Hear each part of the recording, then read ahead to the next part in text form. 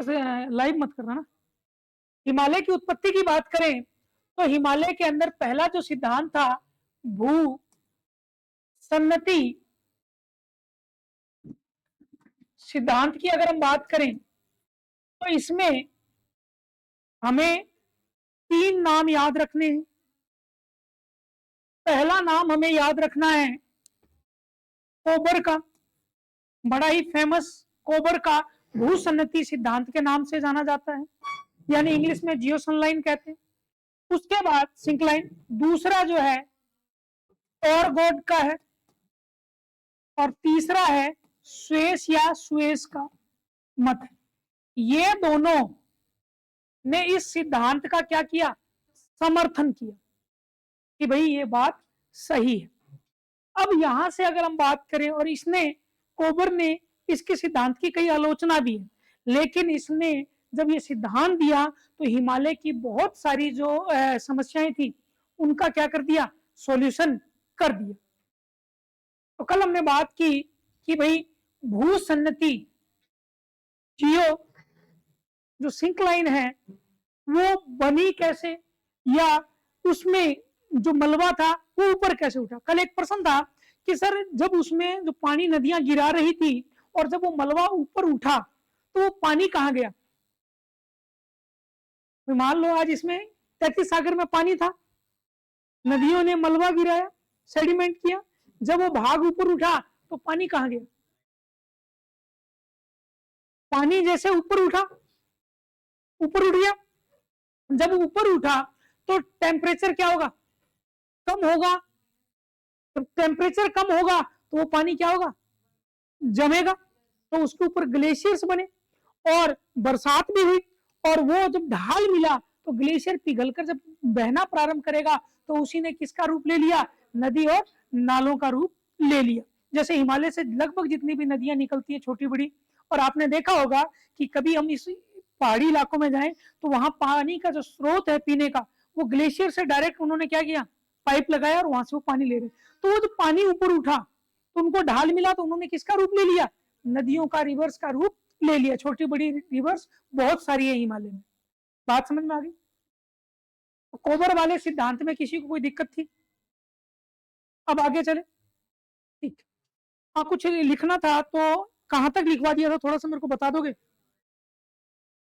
Diagram बनवाया था, लिखाया कुछ नहीं था, ठीक। अब प्लेट विवर्तन सिद्धांत, अब हेडिंग डालना प्लेट विवर्तन सिद्धांत। कौन सा, उन्होंने समर्थन किया उन भूसन्नति सिद्धांत का। जैसे अनुयायी होते हैं ना, ये तो कोबर के सिद्धांत के समर्थक थे, उन्होंने कहा कि हाँ कोबर का जो सिद्धांत है ये सही, तो ये उससे जुड़े हुए कहलाते। अब है प्लेट विवर्तन सिद्धांत या प्लेट विवर्तनिकी सिद्धांत की अगर हम बात करें, हम समझना थोड़ा सा। प्लेट विवर्तन सिद्धांत या प्लेट टेक्टोनिक थ्योरी की बात करें तो सबसे पहले 1967 ईस्वी में 1967 ईस्वी में 3 स्कॉलर्स थे, मॉर्गन, पार्कन और मैकेंजी। तो इसमें मेन नाम जिसका आता है मॉर्गन का नाम आएगा, मॉर्गन, पार्कर और मैकेंजी। लिखवा दूंगा एक बार, आप समझते रहे। पार्कर और मैकेंजी ये व्यक्ति थे। इन्होंने अपना जब ये सिद्धांत दिया तो उन्होंने आधार किसको माना, कोई कॉन्सेप्ट देंगे उसके पीछे कोई ना कोई बेसिक कॉन्सेप्ट होगा। तो इन्होंने आधार लिया 1960 में, एक स्कॉलर थे जिनका नाम था हैरी हेस। हैरी हेस, इनके सिद्धांत को समर्थन लिया और इन्होंने दिया सागर तल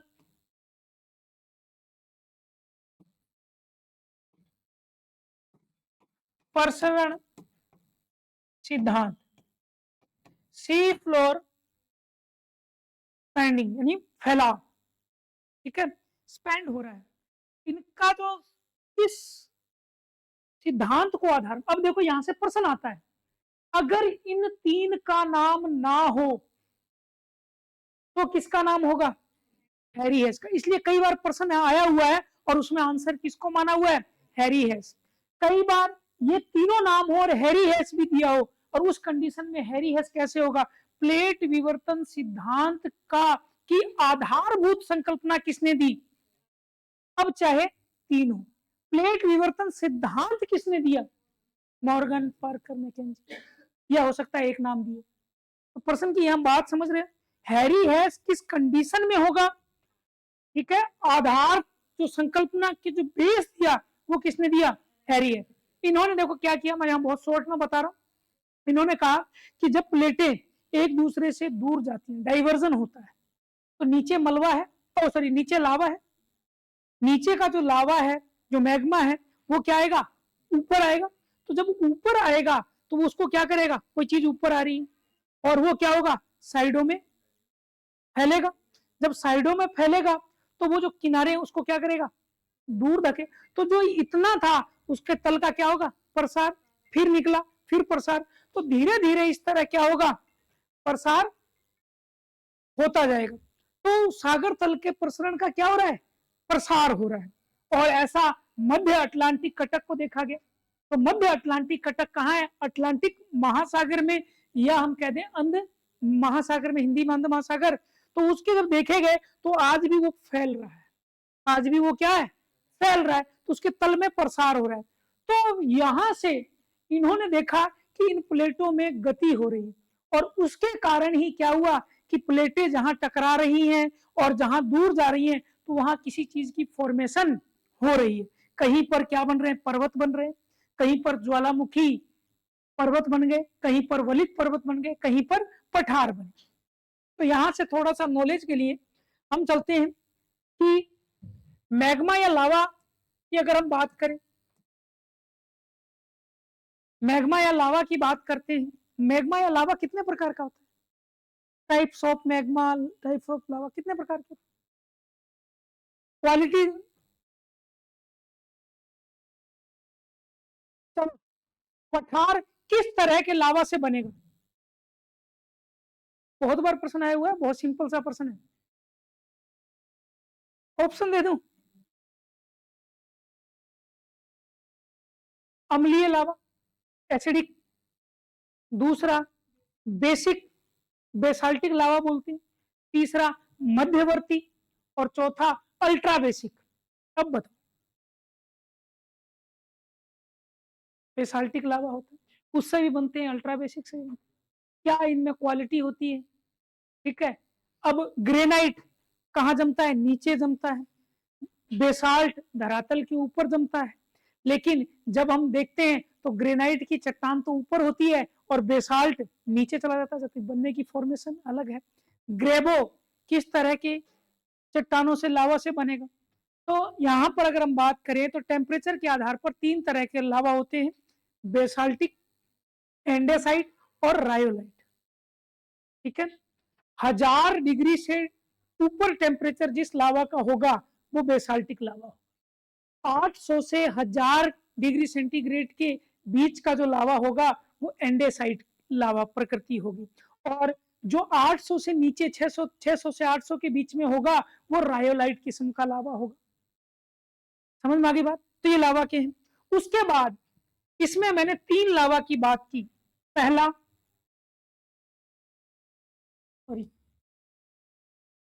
अम्लीय, अम्लीय लावा। उसके बाद हमने किया बेसाल्ट लावा। उसके बाद हमने किया मध्यवर्ती, नहीं वो अलग प्रकार है, वो टेम्परेचर के आधार पर है, ये जमाव के आधार पर है, मध्यवर्ती। और उसके बाद अल्ट्रा बेसिक, इंग्लिश में एसिडिक, बेसाल्टिक या सॉरी बेसिक, उसके बाद इंटरमीडिएट यानी दो के मध्य, मध्यवर्ती, और अल्ट्रा बेसिक। इनका जो विभाजन किया गया है वो सिलिका की मात्रा के आधार पर किया गया। इसकी मात्रा के आधार पर सिलिका। अगर किसी लावा में 65% से ऊपर सिलिका की मात्रा है तो वो अम्लीय होगा। अम्लीय होने के कारण वो क्या हो जाएगा, गाढ़ा हो जाएगा। जैसे अगर हमारे खून में भी अम्लता की मात्रा पर, हमारे खून की प्रकृति क्या है, ब्लड क्षारीय है, शब्द क्षारीय चीज पतली होगी, ठीक है, उसका फ्लो, अगर उसमें अम्लता हो जाएगा तो वो जमने लगेगा। तो वैसे ही जब लावा गाढ़ा होगा, तो मेरी बात सुनो, अगर मैं उस लावा को यहाँ छोड़ूं तो वो फैलेगा या एक जगह पर रह जाएगा? तो एक जगह पर रह जाएगा, तो वो क्या पर्वत बनेगा या पठार बनेगा? माउंटेन। तो ज्यादातर जो माउंटेन बनते हैं उसमें जो लावा की प्रकृति होती है वो कैसी होती है, अम्लीय होती है। उसके बाद अगर हम बात करें 45% से 55% के बीच अगर किसी लावा में सिलिका की मात्रा है तो वो क्या होगा, बेसाल्टिक, बेसिक होगा। बेसिक होगा, पतला होगा, प्रकृति क्षारीय होगी। तो अगर किसी पानी को जैसे अगर छोड़े तो फैलेगा, तो जैसे निकला हो तो वो क्या होगा, फैलेगा। और फैलते ही जब कोई चीज फैलेगी तो वो किसका निर्माण करेगी, प्लेट का या पठार का, ऊपर समतल हो जाएगी। इसलिए जितने भी पठार होते हैं उसमें लावा की क्वालिटी क्या होती है, बेसाल्टिक। इसीलिए हमारा जो दक्कन ट्रैप है, जो प्रायद्वीपीय भारत का पठारी क्षेत्र है, उसमें लावा की प्रकृति क्या है, बेसाल्टिक है। ये रटा होगा आप लोगों ने कि प्रायद्वीपीय भारत की या दक्कन के पठार पर जो उसकी चट्टाने मिलती हैं वो बेसाल्टिक चट्टाने मिलती हैं, इसलिए वहां बेसाल्टिक मिलती है। मध्यवर्ती की क्या होती है, इन दोनों के बीच की, ना ज्यादा गाढ़ी और ना ज्यादा पतली। तो कई छोटी मोटी पहाड़ियां, कई पठार, उसमें कौन सी होती है, मध्यवर्ती। और अल्ट्रा बेसिक का मतलब होता है 45% से भी कम, तो ये और ज्यादा फैलेगी। हवाई द्वीप, नाम सुना हवाई द्वीप, कहाँ है?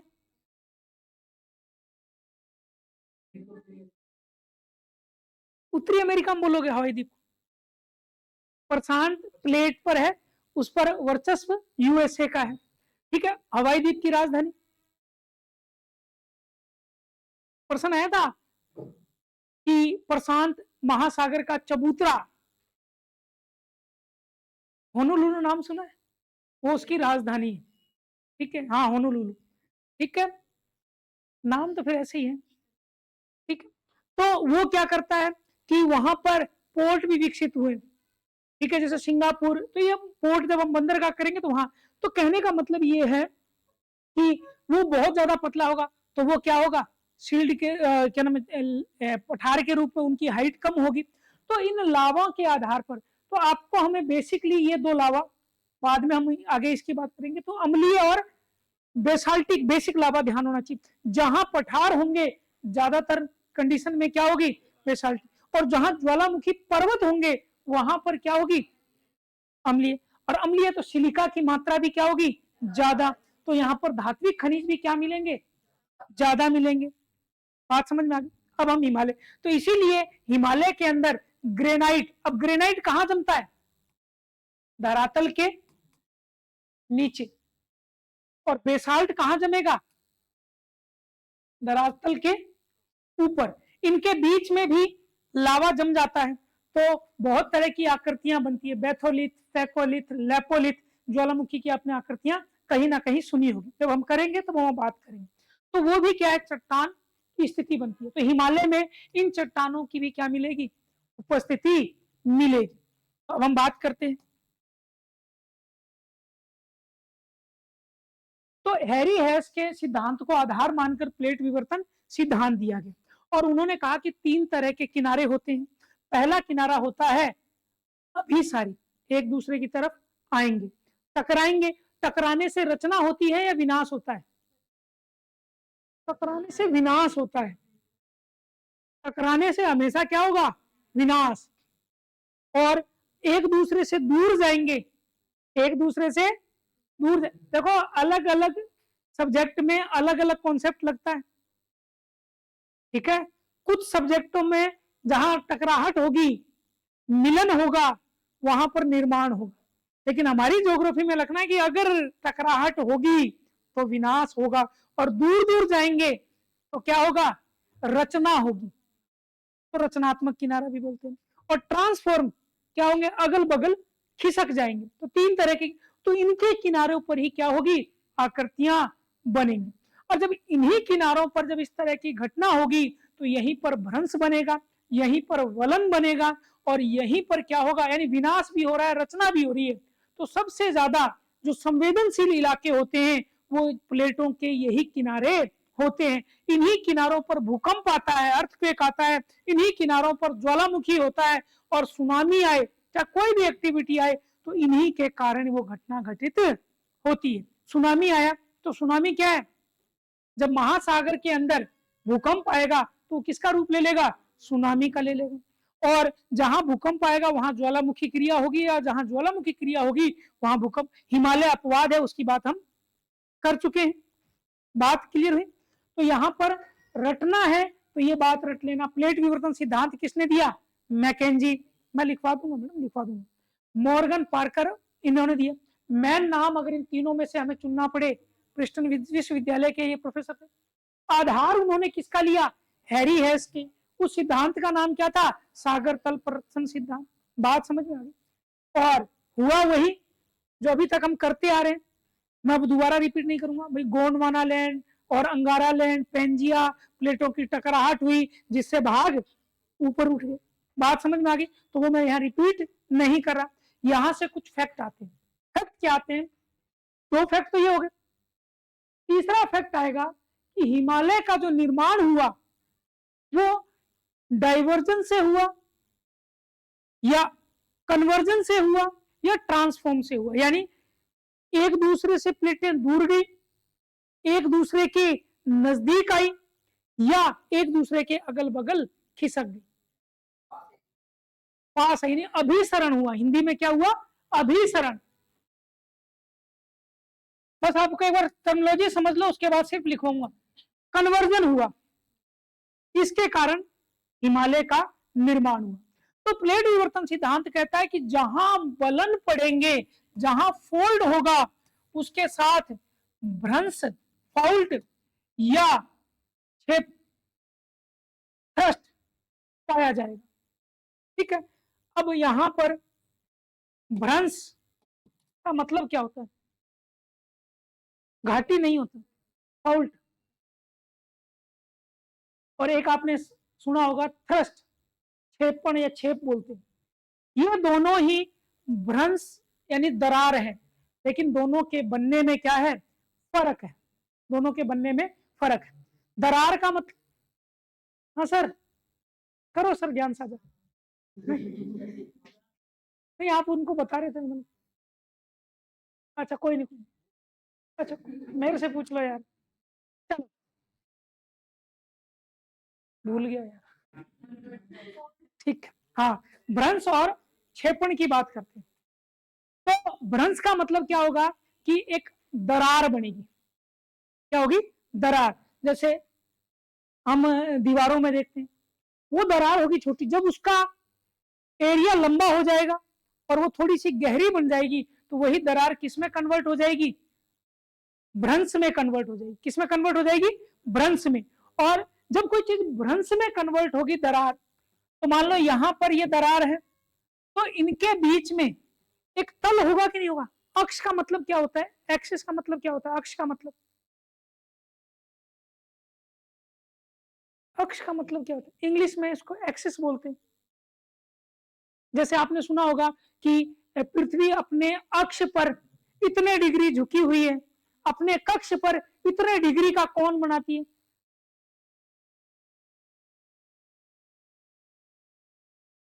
अक्ष का मतलब ये मान लो, चलो एक सिंपल सी, अक्ष का मतलब किसी भी चीज के सहारे अगर पृथ्वी घूम रही है तो इस दो पॉइंट के सहारे ही तो घूम रही है, तो वो एक काल्पनिक रेखा, वो एक काल्पनिक रेखा के सहारे, तो वो जो होगा वो उसका क्या होगा, एक्स। उसको सेंटर भी बोल सकते हैं, या जिसके सहारे कोई चीज मूव कर रही है, इसके सहारे किसी में उत्थान हो रहा है, कोई धंस रही है, तो वो जो पॉइंट होगा और उसका दूसरा सिरा होगा, तो उन दोनों सिरों को मिलाते हुए जो एक काल्पनिक रेखा खींची जाएगी, वो किसी भी चीज का क्या होता है, अक्ष होता है।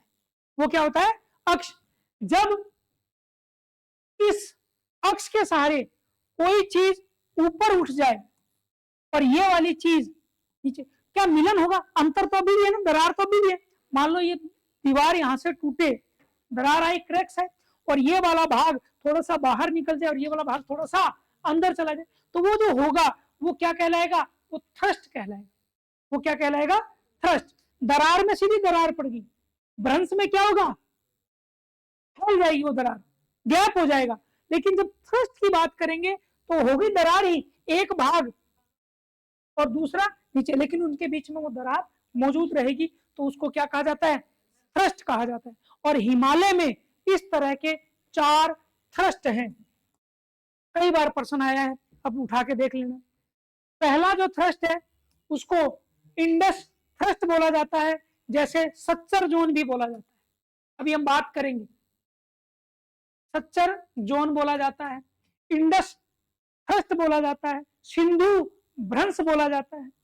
एक जो है उसको MCT मैन सेंट्रल थ्रस्ट बोला जाता है, एक है MBT उसको बोला जाता है मैन बाउंड्री थ्रस्ट बोला जाता है, और एक है HFF Himalaya fold front.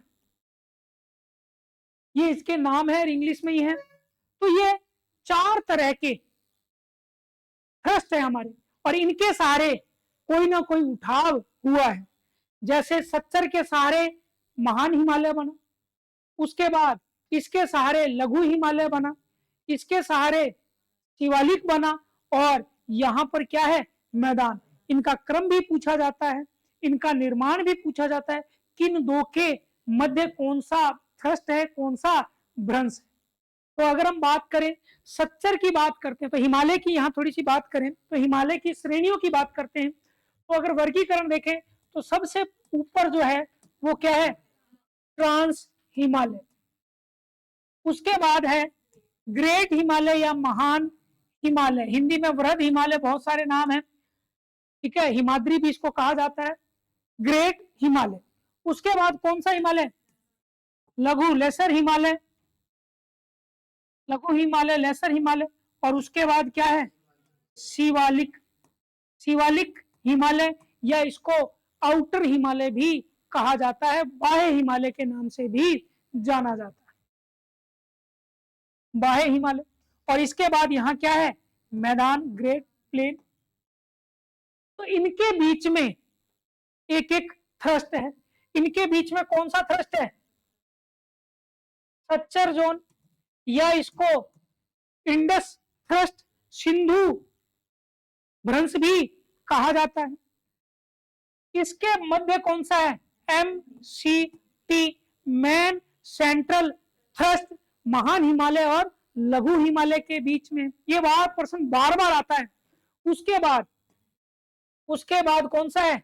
MBT main boundary thrust. उसके बाद ये क्या है? HFF Himalaya fold front. तो मैदान को हिमालय से कौन सा भ्रंश अलग करता है? HFF। लघु को महान से कौन सा अलग करता है? अब एक बार प्रश्न आया, यहां से सुनना, एक थोड़ा सा कंफ्यूजन वाली बात बताता हूं।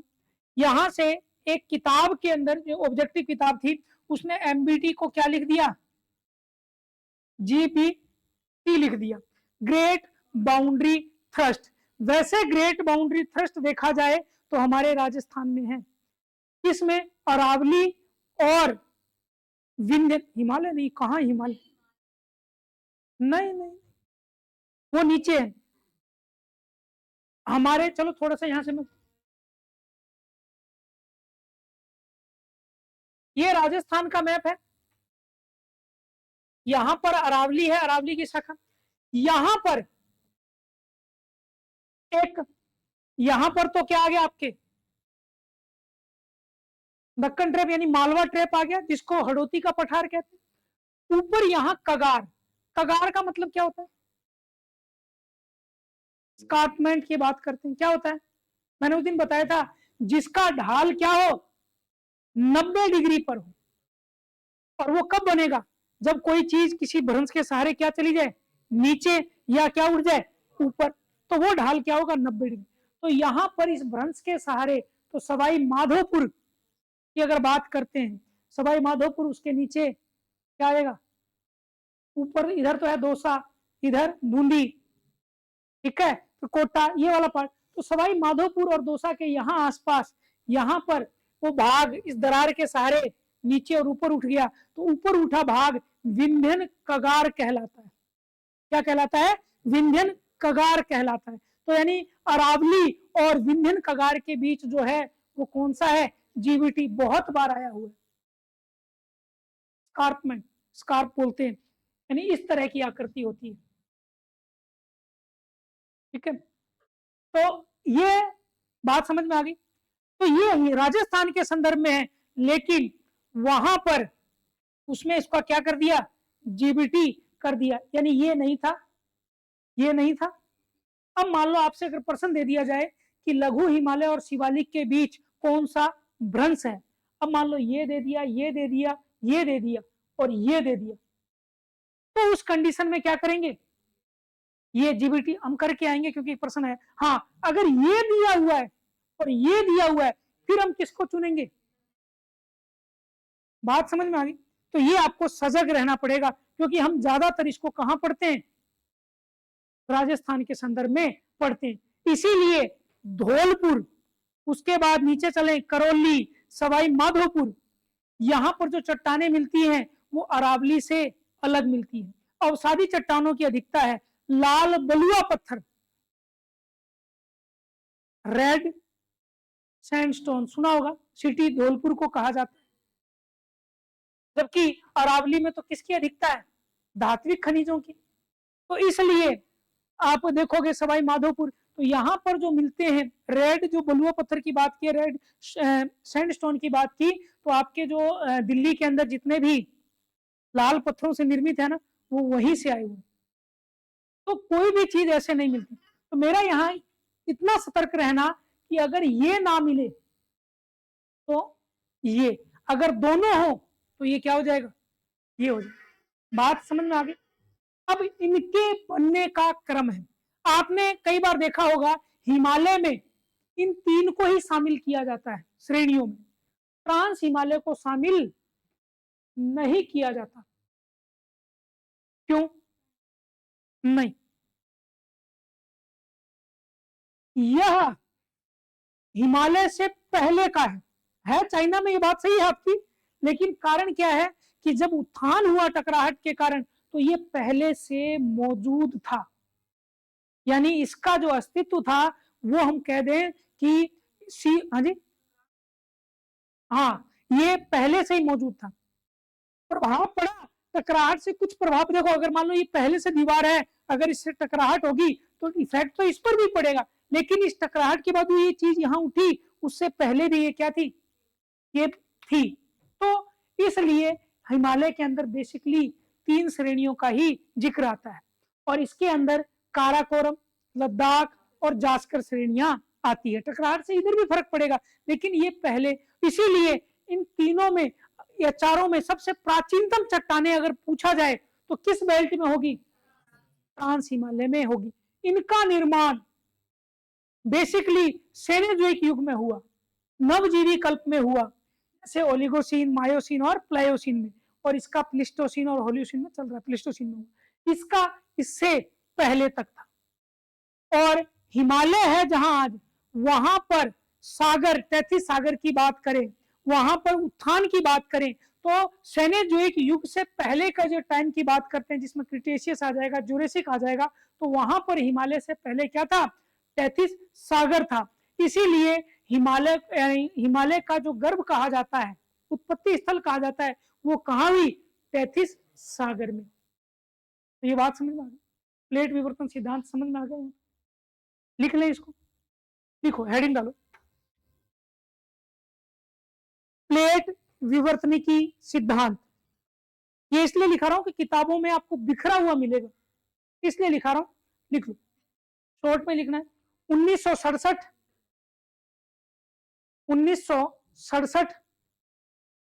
डैश करके 67, ठीक, 1967 67, इसके अंदर लिखना डैश करके मॉर्गन मैकेंजी पार्कर, तीन स्कॉलर थे, मॉर्गन मैकेंजी और पार कर। अगली लाइन से, अगली लाइन से हिंदी वाले लिखना, आधार हैरी हैस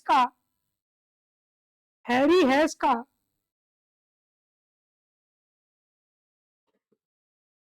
सागर तल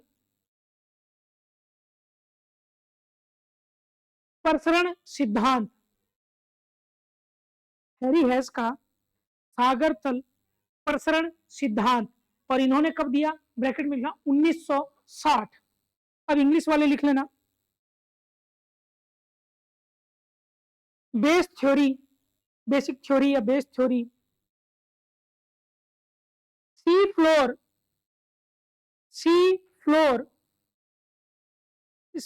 spending, SPREADING, spending theory, bracket में 1960। अगला लिखना हिंदी वाले, प्लेटों के अभिसरण के कारण, प्लेटों के अभिसरण के कारण, प्लेटों के अभिसरण के कारण। इंग्लिश वाले लिखना, due to conversion of plates, due to conversion of plates. अब हिंदी वाले लिखना अगली लाइन में, प्रत्येक उठे हुए, प्रत्येक उठे हुए वलन के दक्षिण में,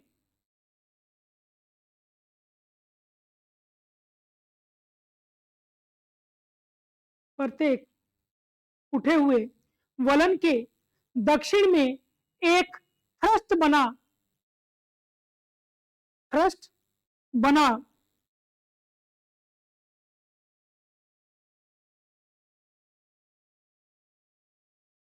डैश करके, इसी के आगे डैश करके, भूकंप के लिए संवेदनशील, भूकंप के लिए संवेदनशील।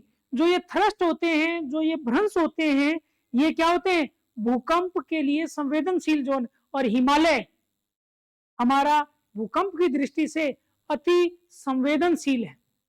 क्यों? क्योंकि जब प्लेटें टकराएंगी और धक्का दे रही हैं तो प्लेटों का हिलना ही क्या है, भूकंप है। इसलिए जो हिमालयी क्षेत्र है ये अति संवेदनशील क्षेत्र में आते हैं।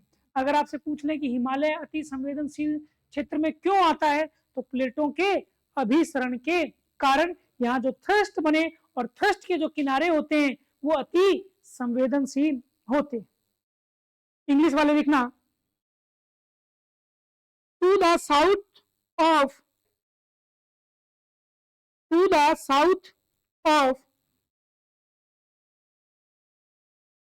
each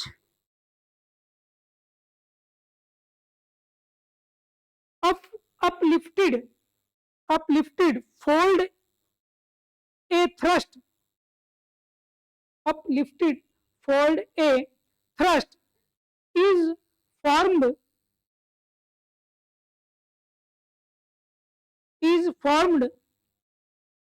which is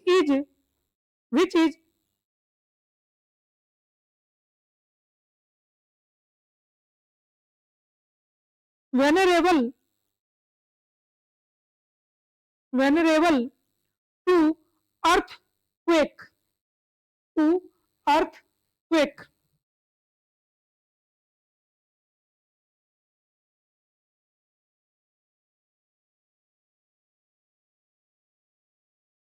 अब लिखना इस तरह लिखो, पहले एक डायग्राम बनाना है, ट्रांस हिमालय, फिर एक दो थोड़ी सी लाइन छोड़ के गैप करके महान हिमालय, लघु हिमालय, शिवालिक हिमालय और उत्तर का मैदान। Trans Himalaya, great Himalaya, lesser Himalaya, Shivalik या आउटर हिमालय और ग्रेट प्लेन्स। ये थोड़ा थोड़ा गैप, क्योंकि इसके बीच में हम क्या बनाएंगे, एक लाइन खींचकर इस तरह के थ्रस्ट बनाएंगे। पहले ट्रांस हिमालय, उसके बाद महान हिमालय, इंग्लिश में ग्रेट हिमालय महान हिमालय को वृहद हिमालय भी कहा जाता है, ठीक है, हिमाद्री कई नामों से जाना जाता है, तो याद रखें। उसके बाद लघु हिमालय, लेसर हिमालय, उसके बाद शिवालिक या बाह्य हिमालय, इंग्लिश में शिवालिक या आउटर हिमालय, और लास्ट में उत्तर का मैदान, north plain, north great plain region. अब इसके बीच में पहला थ्रस्ट लिखना स्ट्रक्चर जोन, इंग्लिश में स्ट्रक्चर जोन ही कहते हैं, इसको एक और नाम से जाना जाता है सिंधु थ्रस्ट या इंडस थ्रस्ट। सिंधु थ्रस्ट, कई बार सिंधु क्षेपण लिखा मिल जाता है, सिंधु भ्रंश मिलेगा, इंग्लिश में इंडस थ्रस्ट मिलेगा। उसके बाद ग्रेट हिमालय और लेसर हिमालय के मध्य में जो है वो है MCT, MCT, main central thrust. M से मेन, C से सेंट्रल और T से थ्रस्ट।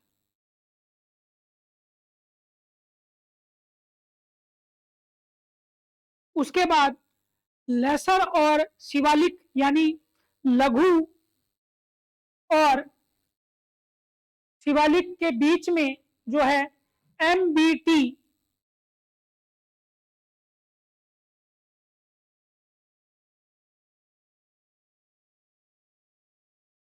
M से मेन, B से बाउंड्री और T से थ्रस्ट।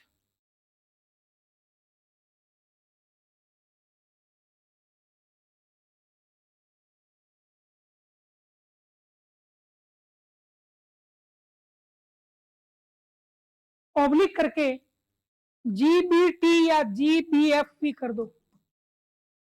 GBF, F का मतलब फाउल्ट, भ्रंश को कहते हैं, तो कई बार इन T की जगह F भी लिखा मिल जाएगा, तो F का मतलब फाउल्ट होता है, वैसे इसका एक्चुअल नाम थ्रस्ट है।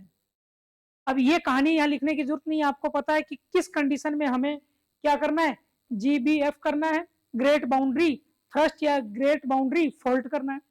उसके बाद शिवालिक और मैदान के बीच में HFF, हिमालय फाउल्ट फ्रंट,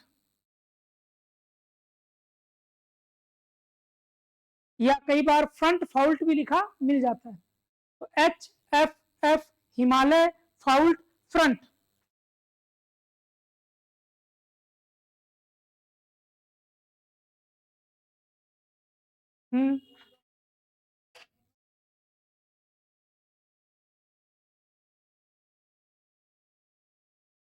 हाँ, और इनका निर्माण अलग अलग काल में हुआ। ईरा पूछेगा तो सेनेजोइक, युग पूछेगा तो टर्सरी या तृतीयक, और अगर कल्प पूछेगा तो कल्प क्या हो जाएंगे, अलग अलग। महान हिमालय ओलिगोसीन में, अभी लिख लो, ये लिख लो, अगला यही लिखा दिया था, फिर भी लिख लो, अगर लिखवा दिया तो भी। महान हिमालय डैश करके कल्प लिखना ओलिगोसीन, और ओलिगोसीन का जो काल माना जाता है वह माना जाता है 7 करोड़ वर्ष, 7 करोड़ वर्ष। अब मेरी बात सुनो कि मैंने तो लिखवा दिया, अब एग्जामिनर ने क्या किया कि 7 करोड़ वर्ष नहीं दिया और मिलियन दे दिया, तो कितने मिलियन आएगा, एक जीरो कम हो जाएगी साथ में, तो कितना रह जाएगा, हाँ, यानी 1 मिलियन बराबर 10 लाख, तो 70 लाख मिलियन वर्ष। तो ये आपको आना चाहिए, कल को उस टाइम को कि सर ने तो कुछ बताया नहीं, तो ये कन्वर्ट आपको आना चाहिए। एक थोड़ा सा यहाँ फिजिक्स का लॉ भी थोड़ा सा मैं आपको बता दूं, जब फिजिक्स करोगे कई बार क्या होता है, 10 मान लो ये 0 है, ठीक है, और इसको कई बार कन्वर्ट कर देते हैं 10 पॉइंट, इस जीरो को 10 की घात के रूप में लिख देते हैं, 10 की घात 5 जितनी जीरो होगी, 10 की घात 3, 10 की घात 2, तो ये भी कन्वर्ट आपको आना चाहिए। क्यों? क्योंकि जैसे ही किलोमीटर, मीटर, आजकल क्या है कि जो यूनिट्स होती हैं उनके कन्वर्जन आपको पता होने चाहिए।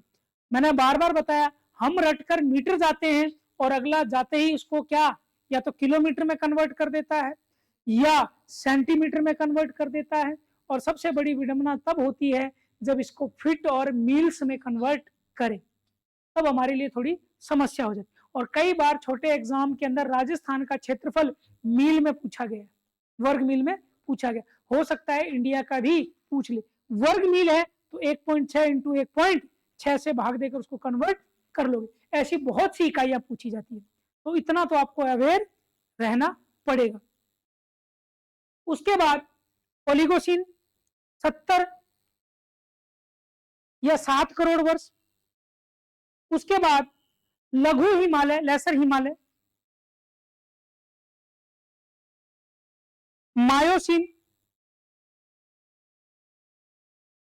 और इसका टाइम पीरियड है 45 मिलियन पूर्व, 45 मिलियन वर्ष पूर्व।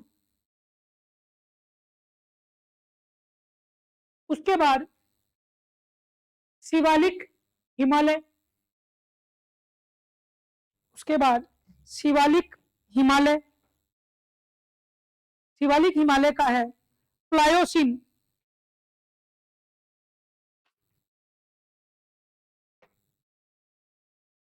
फिर है प्लायोसीन 1.4 मिलियन वर्ष, 1.4 मिलियन वर्ष पूर्व। अब नीचे, यानी ये प्रश्न कई बार आया है, हिमालय किस हलचल का परिणाम है, किस मूवमेंट का, माउंटेन मूवमेंट का परिणाम है, पर्वत निर्माणकारी हलचल, तो लिखना अल्पाइन, इंग्लिश में भी अल्पाइन कहते हैं, तो हिंदी वाला लिख लेना कि हलचल का परिणाम, हलचल मतलब मूवमेंट का परिणाम, डैश करके अल्पाइन, अल्पाइन मूवमेंट का। तो मैंने कहा था कि पर्वत निर्माणकारी कितनी हलचल हुई है, अरे बताओ, उस दिन बताया था 4, प्री कैम्ब्रियन, कैलेडोनियन, हर्सिनियन और अल्पाइन। अभी नवीनतम हलचल कौन सी है? अल्पाइन। यहां तक बात समझ में आ गई। अब यहां से एक छोटी सी बात देखो, ये पहले का बना हुआ है, इस ट्रांस हिमालय को कई जगह तिब्बतियन हिमालय भी लिखा मिल जाता है। कौन सा हिमालय मिल जाता है? तिब्बतियन। अगर किसी को उबासी आ रही है तो H2O का सेवन कर सकता है, लिक्विड ऑक्सीजन उसको मिलेगी। और उबासी का मतलब ये होता है कि हम बोर हो रहे हैं, नहीं, हमारे शरीर में ऑक्सीजन की कमी हो रही है, क्योंकि हमारा ब्रेन बहुत ज्यादा एक्टिव हो रहा है, और जब और ब्रेन का भोजन क्या होता है? ऑक्सीजन, तो वो क्या हमारे शरीर से ऑक्सीजन को खींचता है, और जब हमारे शरीर में ऑक्सीजन की कमी होती है, नाक के छिद्र हमारे छोटे हैं, तो फिर हम मुंह खोलते हैं और बहुत ज्यादा मात्रा में ऑक्सीजन लेते हैं। तो आपको कहा होगा पानी पी लो, तो लिक्विड ऑक्सीजन, सबसे ज्यादा ऑक्सीजन कहाँ है? वायुमंडल में। कहाँ है? सागरों में, पर वो लिक्विड फॉर्म में है। H2O, अरे प्रश्न बना है, मैं आपको बात सिर्फ प्रश्न पर करूंगा और कोई टोटके नहीं मार रहा मैं, तो वो बना है। सबसे ज्यादा जो ऑक्सीजन है वो कहाँ है? देखो, इसका एक कॉन्सेप्ट है, बहुत सिंपल सी, इन्वायरमेंट साथ में बता रहा हूँ। देखो, पहले पेड़ बहुत ज्यादा थे, पेड़ कट गए, लेकिन अभी भी वायुमंडल में 20